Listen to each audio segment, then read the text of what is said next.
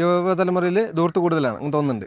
എന്താ പറയുക, നാളത്തേക്ക് എടുത്തു വയ്ക്കാതെ പെട്ടെന്ന് ചെലവഴിക്കുന്ന ഇത് കാണുന്നുണ്ട്. പണ്ടുള്ള ആളുകളെ അപേക്ഷിച്ച് ഇപ്പോഴത്തെ പുതിയ തലമുറയിൽപ്പെട്ട കുട്ടികൾക്ക് ഒരു ഫിനാൻഷ്യൽ ഡിസിപ്ലിൻ ഉണ്ടെന്ന് തോന്നുന്നുണ്ടോ? എങ്ങനെയാണ് പണം ഉണ്ടാക്കേണ്ടത് എന്നുള്ള ബുദ്ധിമുട്ട് അനുഭവിക്കാതെ വളർന്നവരാ. അതുകൊണ്ട് കിട്ടുന്നത് മുഴുവൻ ചിലവാക്കുന്ന ഒരു പ്രവണത അവർക്കുണ്ട്. അത് കൂടുതലാണ്. ഒരു നാളത്തേക്ക് എടുത്തു വയ്ക്കുന്ന ഒരു സ്വഭാവമൊന്നും കാണുന്നില്ല.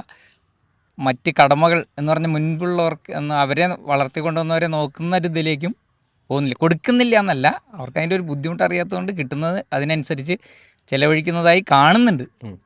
എല്ലാവരും ജനറലായിട്ട് പറയല്ല, ഒരുവിധം ആളുകളൊക്കെ അങ്ങനെയാണ് ചെയ്യണമെന്ന് തോന്നുന്നു.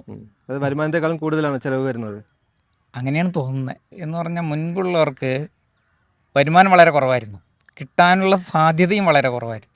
ഇന്നിപ്പോൾ അതെല്ലാം നല്ല രീതിയിൽ പഠിച്ചു വളർന്ന് സ്വന്തമായി ഏണിങ്സ് ഉള്ളവരാണ്.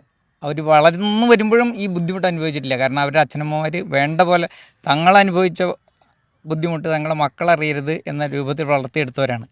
ആ ഒരു ഇതുണ്ടായിരിക്കുന്നു മാത്രമേ പറയുന്നുള്ളൂ. കുറ്റപ്പെടുത്തല്ല, അങ്ങനെ കാണുന്നുണ്ട് എന്ന് പറയുന്നു.